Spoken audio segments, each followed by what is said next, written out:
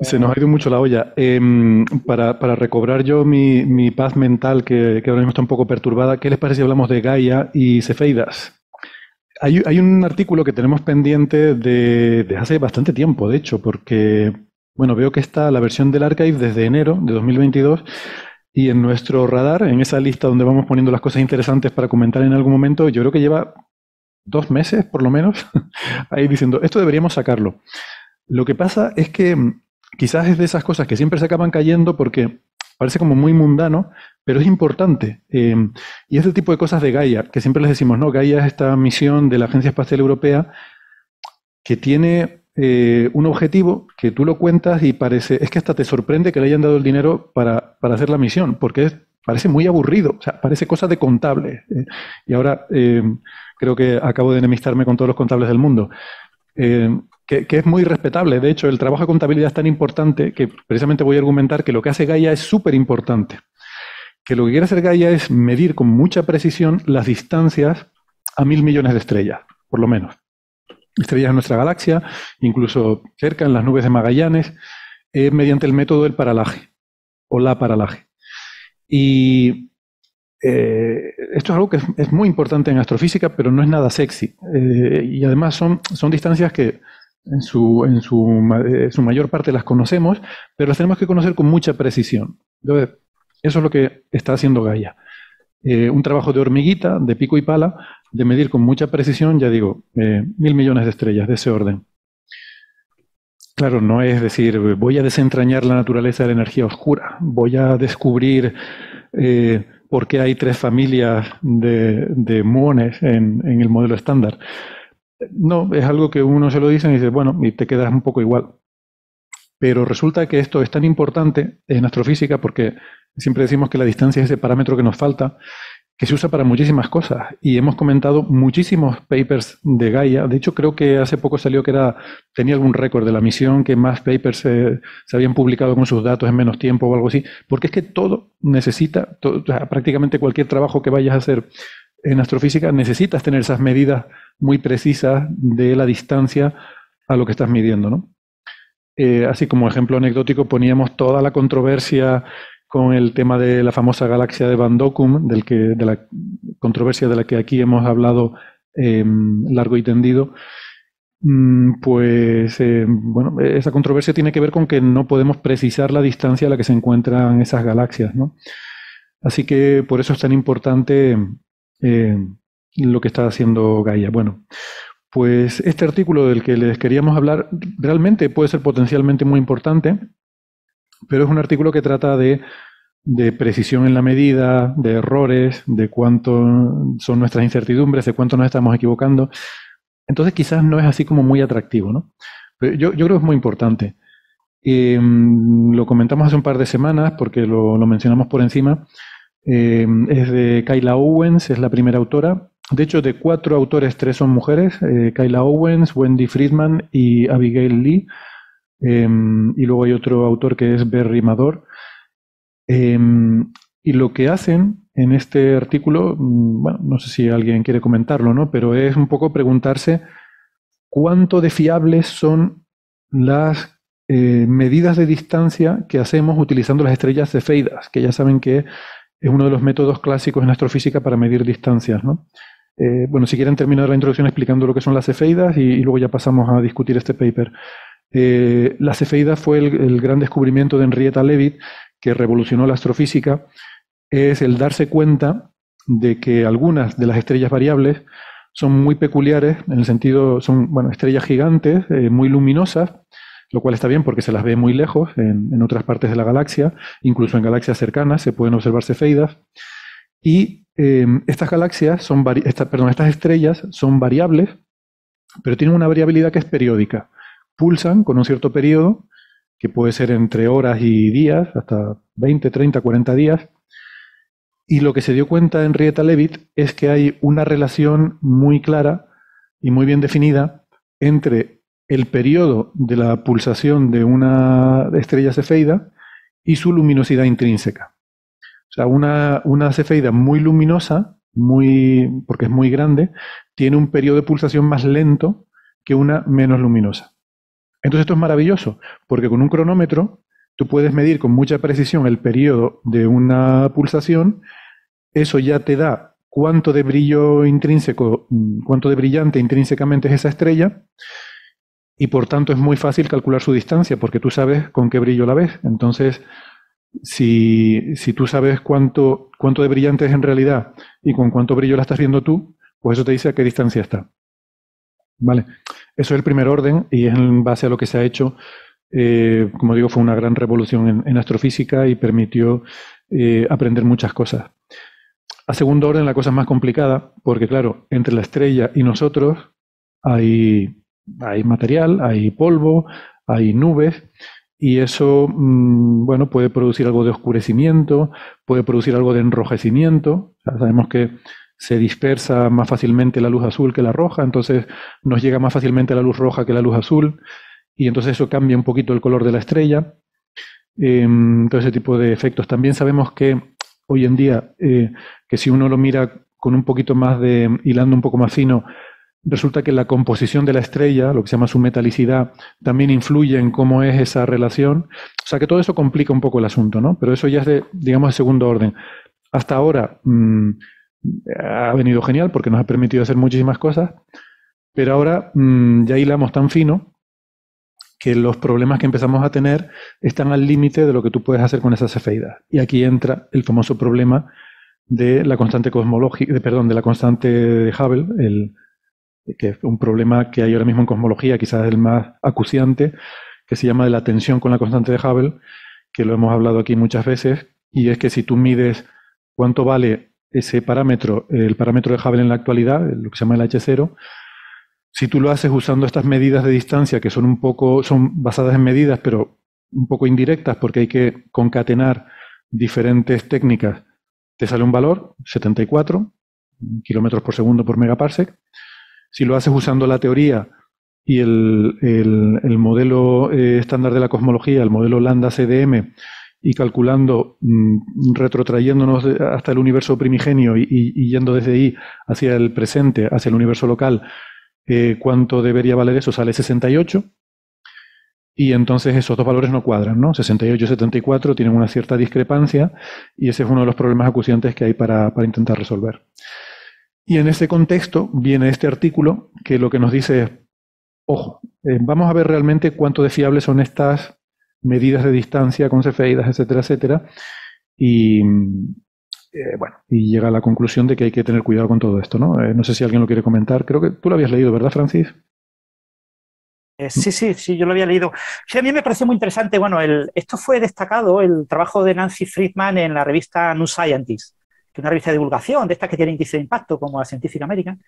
Y bueno, lo que pasa es que como es de pago, pues tienes que conseguirlo por vías alternativas, el artículo para leértelo. No lo tiene gratis en la web. En cualquier caso, ella también destacaba, ella parece ser que está investigando mucho en el tema de el pico de la curva de gigantes rojas, ¿no? De la luminosidad de gigantes rojas, que se utiliza también para medir distancias, ¿no? Entonces ella tiene muchos trabajos en esa línea y entonces, como todavía la precisión que se puede alcanzar con esa técnica es muy inferior a la que se puede conseguir con supernovas 1A, pues también está haciendo algunos trabajos sobre el tema de las cefeidas, ¿no? El gran problema que tiene la escalera de distancias, que se utiliza para medir distancias con supernovas 1A, es que tú, claro, quieres supernovas 1A que no estén muy lejos, porque tienes supernovas 1A que están muy, muy lejos y maravilloso para medir escalas cósmicas, etcétera. Pero tú quieres desplazamientos a la Z pequeños, por debajo de 0,02. Hay supernovas que se han visto hasta del orden, supernovas 1A, hasta el orden de Z1, más o menos, ¿no? O sea que estamos hablando de supernovas 1A muy cercanas. Entonces, más quieres que haya supernovas 1A muy, muy cercanas, extremadamente cercanas, tan cercanas que estén en galaxias en las que tú tengas cefeidas y tú puedas estimar la distancia de las supernovas 1A a partir de esas cefeidas. Pero además, esas cefeidas, claro, tienen que estar un poquito más lejos del entorno muy cercano de la Vía Láctea. Las tienes que calibrar y las calibras utilizando cefeidas que están aquí al lado, que están en la Vía Láctea o están en las nubes de Magallanes, la grande o la pequeña. Entonces, las cefeidas que utilizas para calibrar la escalera de distancias en la Vía Láctea, sobre todo en las nubes de Magallanes, grande y pequeña, son claves para calibrar las supernovas 1A más cercanas, que son claves para calibrar las supernovas que de verdad utilizas tú para estimar la constante de Hubble. Entonces, esto es un proceso de cálculo de derivadas. Tienes como dos líneas rectas que se abren con un ángulo muy pequeño. Pues si tú estás muy cerca del lugar donde se cruzan las dos líneas rectas, pues la distancia, la abertura, ese ángulo es muy pequeño, la distancia entre los valores es muy pequeño. Pero como se van abriendo, si tú te pones lejos, el error crece. La distancia entre ambas líneas crece muchísimo cuando estás lejos de ese punto. Entonces, esta técnica de calcular la distancia, estimar la constante de Hubble utilizando la escalera de distancias, tiene el gran problema de que todo está basado en que tenemos una muy buena estimación de las distancias a las cefeidas que están en las nubes de Magallanes.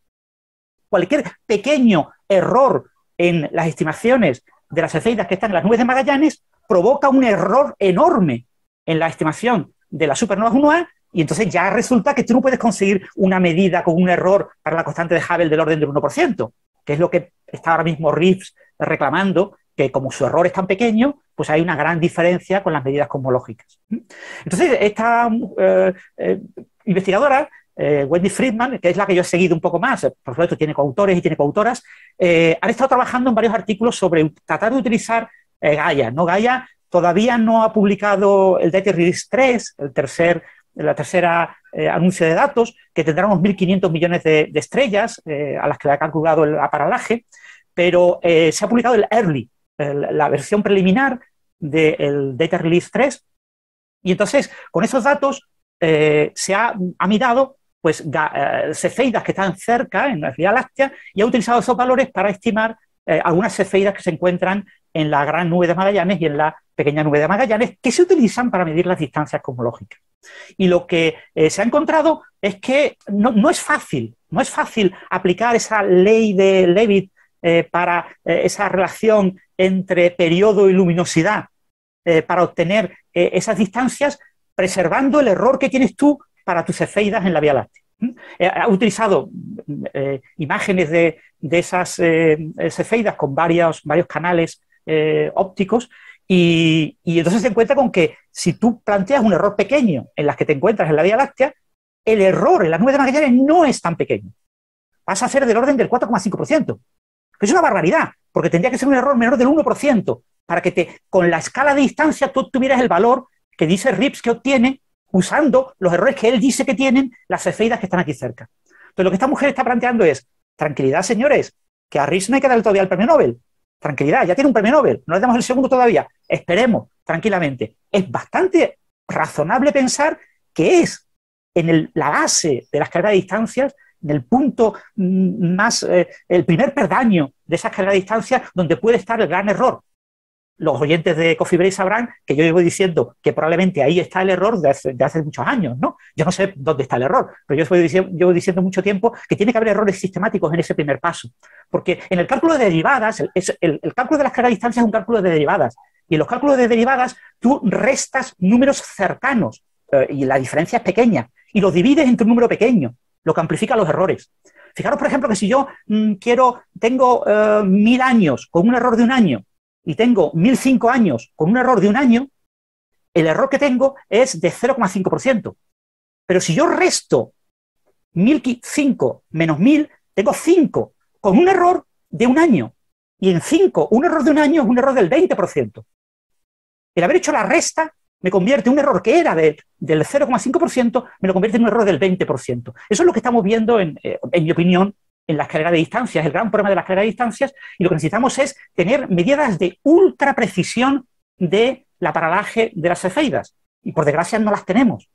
Y entonces, ¿qué pasa? Pues que Wendy Friedman comenta que es posible que haya factores que no estamos teniendo en cuenta, como el tema de la metalicidad, ¿no? Que afecta a esa dinámica periódica que tienen las cefeidas. Las cefeidas, como ha comentado Héctor, básicamente son estrellas que tienen un cierto radio y oscilan un cierto porcentaje alrededor de ese radio, por su dinámica, y esas oscilaciones dependen del radio. Entonces el periodo de oscilación depende del radio, es como un péndulo. Entonces depende de lo amplio que sea, tú tienes un radio más largo o más pequeño.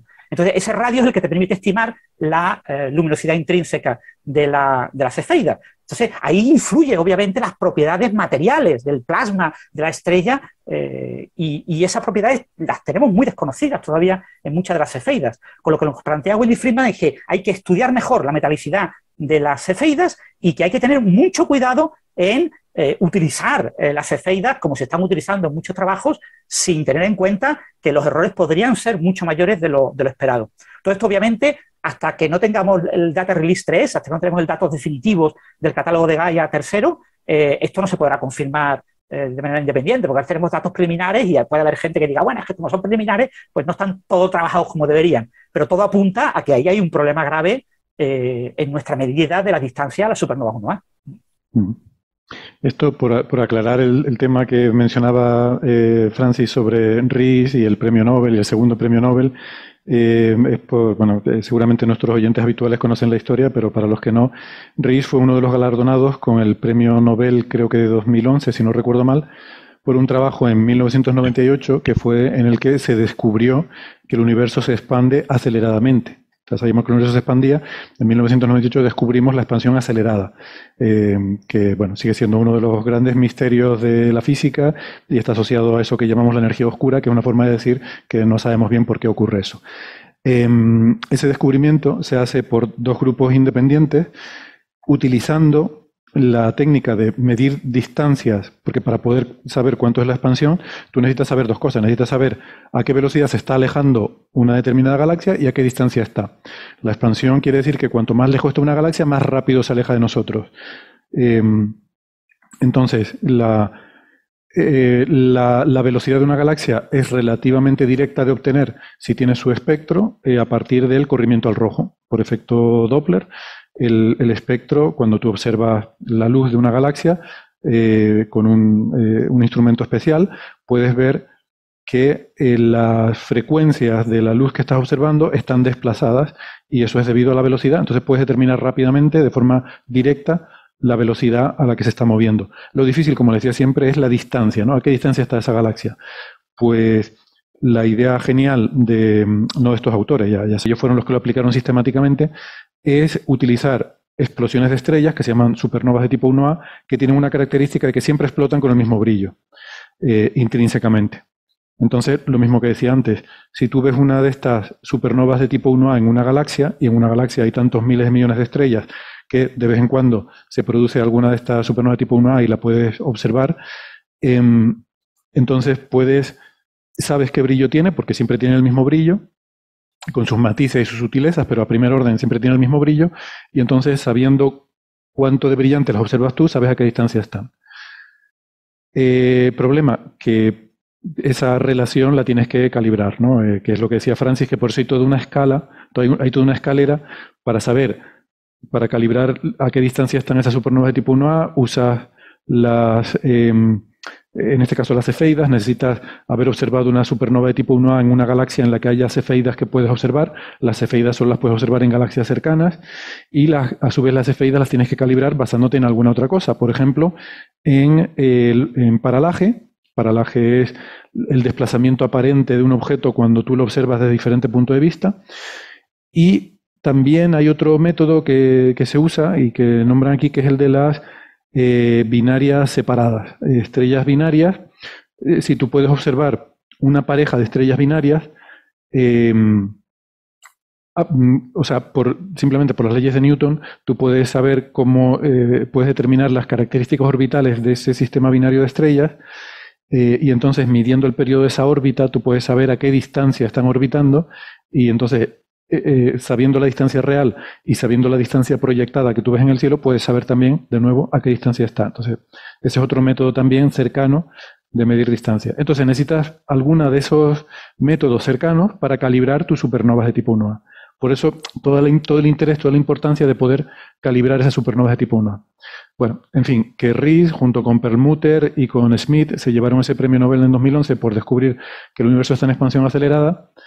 Pero Rees, además de, ya te dejo, Francis, solo quería anotar que una cosa que, a ver, que está muy bien, es que en vez de dormirse en los laureles y decir, ya soy premio Nobel, ya me dedico todo el resto de mi vida a vivir de ese merecido reconocimiento y a ir por ahí dando charlas, es muy respetable o sea, cuando has hecho una contribución tan importante, pues el contarla bueno, en fin, no me quiero meter en charcos. Que yo creo que hay muchos premios Nobel que no están particularmente cómodos con esa dinámica, pero es verdad que cuando te han dado un premio así de gordo te invitan a tantas Debe ser difícil cosas. de evitar también. Debe de ser.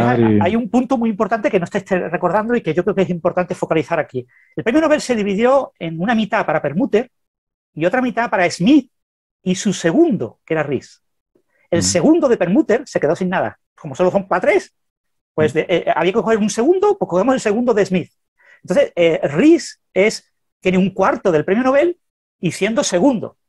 Todo el mundo sabe que él es el segundo. Que el que realmente tiene que haber recibido el premio era Perlmutter y Smith. A Riis, sí, pero vamos a ver, o sea, si eres premio Nobel, eres premio Nobel, no eres medio o un cuarto. Entonces, eso es lo que provoca que él esté deseando tener un segundo premio Nobel, para ser el padre de ese segundo premio Nobel, tener el full time, el completo, el 100% del premio Nobel. Bueno, yo no sé cuáles son las motivaciones, pero que está muy bien que quiera tener otro premio Nobel, porque ha seguido haciendo trabajos muy interesantes y ahora está en una línea de investigación en la que también, con todo esto de las supernovas de tipo 1A y demás, pues se ha encontrado que hay esta discrepancia que mencionábamos entre el valor de la constante de Hubble, que por cierto vi brevemente que alguien en el chat preguntaba por esto de lo que es la constante de Hubble. Llamamos parámetro de Hubble al ritmo de expansión del universo, que eso es algo que cambia a lo largo de la historia del universo. Y constante de Hubble se suele llamar al ritmo actual. O sea, en el universo local, esa expansión del universo que observamos cerca de nuestro entorno cosmológico es, bueno, digamos el ritmo de expansión actual del universo. Pues, a ver, hay esta discrepancia y Riis es el que ha trabajado más en intentar pues resolver este problema o liarlo más, porque lo que ha hecho es mejorar las medidas con formas bastante ingeniosas, la verdad. Ha mejorado las medidas hasta el punto de que lo que al principio era, bueno, 68, 74, no hay tanta diferencia, puede que sea lo mismo, pero afinando mucho las medidas, pues se reducían las incertidumbres, se reducían las barras de error y entonces cada vez están más separadas esas medidas si las consideramos en relación a sus barras de error. O sea, cada vez es más claro que esa diferencia es significativa, que no es simplemente, bueno, tanto da 68 que 74, sino que no. Realmente la precisión de cada una de ellas es mucho mejor que la diferencia entre 68 y 74. Entonces, Riis ha trabajado mucho en que realmente ese problema se vuelva acuciante, que de una simple diferencia pequeña se considere ahora ya una discrepancia, ¿no? Empezamos hablando de la tensión, ahora ya es la discrepancia. Sí, pero eran 5 sigmas, recordar, que llega a casi 6 sigmas. Eran claro, 5 o sea, ya claramente es una discrepancia. Yo creo que Riis ha hecho un trabajo excelente y quizá en la parte en la que se ha... No sé qué verbo utilizar, no sé si extralimitado o algo de esto, es cuando dice, y bueno, ahora que ya hemos hecho este trabajo excelente, parece que está claro que hemos descubierto algo nuevo, fundamental, y que resulta que la energía oscura no es lo que creíamos. Ese paso es el que quizá no está suficientemente soportado, pero el resto es fantástico, ¿no? Y en ese paso es en el que él quiere agarrar el premio Nobel, digamos, pero vamos, sí, que... como lo que hemos dicho antes, ha hecho un trabajo tan bueno que parece algo pequeño, ¿no? En comparación. Perdón, lo que pasa es que cuando ese paso nos parece grandilocuente, overclaiming, hiperbolizado ahora, porque, bueno, supongamos que hubiese sido así. ¿Por qué digo esto? Porque si miramos el paper original de ellos, del 98, el abstract es tremendamente conciso también y concreto. Dice, nuestras observaciones son incompatibles con un universo en el cual lambda es 0, ¿no? Está diciendo en el abstract de una manera no elíptica, sino hiperconcreta, la constante cosmológica en el universo no es nula, ¿no? Entonces, a veces uno está, ahora como sabemos que es así, como le creemos premio Nobel, cóctel, fiesta, entonces estamos todos, tomamos esa frase como un descubrimiento. Pero esta afirmación de él está en el mismo estilo. Pensemos que él está convencido, con una acribia, una minuciosidad increíble, midieron esto y llegaron a una discrepancia de 6 sigmas casi, ¿no? Entre el dato de, no sé cuál es el último de Planck, 67,66 y el otro 74,03, con unas barras de error tan pequeñas que están mucho más seguros de esto que de aquello. Entonces, es la misma mente, la misma persona, que si fue conciso en aquel momento, ¿cómo no va a serlo ahora, no? Digamos. Sí, Yo creo que es honesto en ese sentido, no soy psicólogo, pero ni amigo de él. Sí, yo no veo deshonestidad tampoco. O sea, uno puede estar de acuerdo o no de acuerdo con la afirmación y al final, como decimos siempre, en la ciencia un descubrimiento es un descubrimiento cuando genera un consenso en la comunidad de que realmente eso es un descubrimiento. Ahora mismo no existe ese consenso. Sí que lo hay sobre la expansión acelerada y la energía oscura, por lo tanto es un descubrimiento, pero ahora mismo hay debate, diría que además muy fuerte, sobre si realmente esa discrepancia es real o esas barras de error no están teniendo en cuenta algún efecto sistemático, que es precisamente de lo que habla este paper, ¿no? Por ejemplo, que estábamos comentando ahora con datos de Gaia, en el que habla un poco de que hay que tener cuidado con estas calibraciones de las cefeidas porque dan lugar a errores sistemáticos no tenidos en cuenta en tu análisis que pueden estropearte esa afirmación de que, bueno, hay hay nueva física en el universo que todavía no está incluida en nuestro modelo. Entonces... A mí me daría fiaca que fuera así. Sí. Me daría pereza. Que hubiese una discrepancia, digo. A ver. No sé, me daría pereza. Para los que hay que teóricos estudiar es algo más. maravilloso lo de la discrepancia porque es prácticamente imposible construir un modelo trivial, sencillo, bello, obvio, que explique ambos valores. Que explique por qué en la época de recombinación, cuando el universo tenía 380.000 años, no tenía ni 1.000.000 de años, tenías un valor determinado y en la actualidad tienes un valor, extrapolando desde entonces hasta ahora, obtienes un valor determinado y en la actualidad, midiendo localmente, tienes un valor distinto. Encontrar un buen modelo que explique ambas cosas es extremadamente difícil. Se han propuesto cientos de modelos y todos son feos, son ad hoc, no son modelos que tú digas, pero qué maravilla, pues claro, pues faltaría No, entiendo, pero esto, no, estoy total y 100% de acuerdo con vos, que para un teórico eso significaría un desafío, un montón de trabajo por hacer, un montón de propuestas. El problema es que yo tengo una postura epistemológica que podemos asociar a la pereza. Siempre estoy mucho más interesado por entender el mundo que por trabajar en descubrirlo. Pero es más aburrido. Quiero decir que lo bonito y lo divertido es que haya física nueva.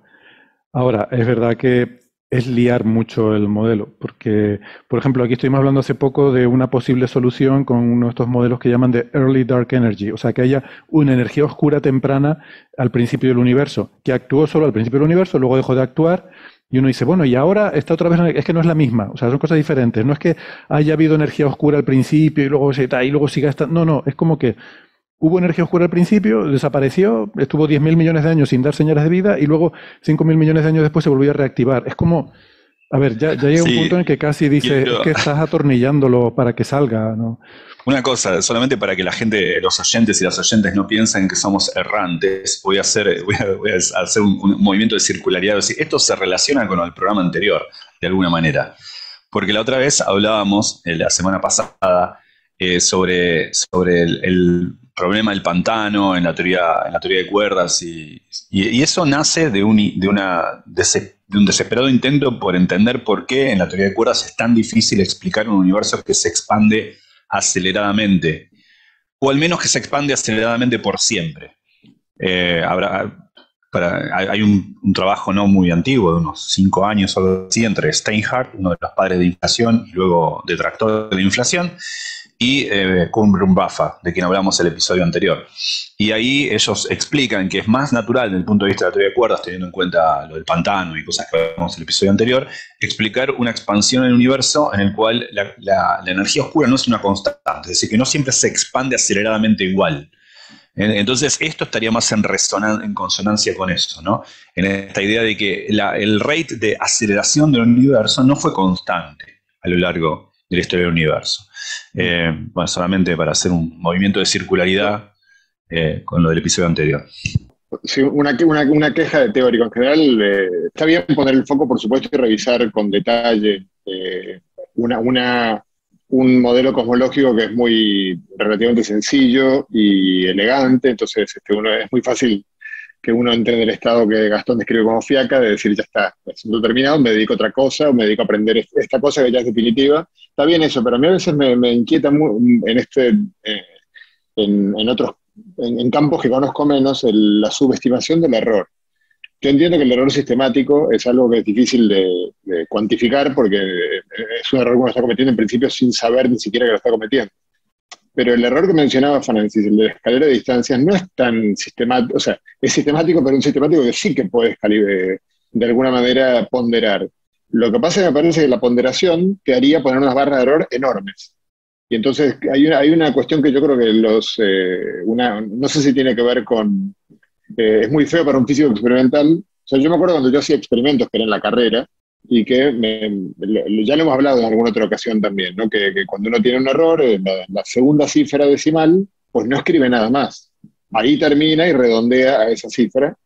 Y yo veo este paper el que estamos comentando ahora y tiene errores con 3 cifras significativas.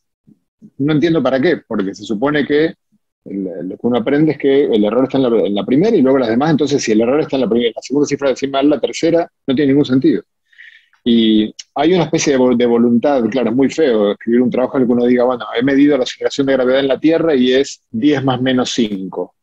Sí, es un error del 50%, pero es correcto. O sea, entonces, a mí a veces me parece que en los trabajos experimentales, y esto es una crítica que hago a este tema, o sea, y también una explicación quizás a por qué no aparecen grandes ideas que expliquen un eventual valor de la constante de Hubble distinto usando el modelo lambda CDM y no sé, en la expansión acelerada actual. Y es que no creo que haya la motivación suficiente. O sea, yo como físico teórico no me creo demasiado esta discrepancia. No me la creo porque estoy viendo, y este trabajo confirma mis prejuicios, que son que estamos muy lejos de poder creernos la barra de error, sobre todo, no tanto la del CMB, el CMB es mucho más preciso, pero las barras de error de la escala de distancias es una apuesta de fe. Estoy 100% de acuerdo. Si hacemos una introspección todos los teóricos y nos preguntamos, ¿qué esperamos de esto? La sensación es, esperemos a que entiendan bien esas estrellas y van a ver que va a dar bien. Es un poco eso. ¿Sabes cómo hay que hacer una buena introspección?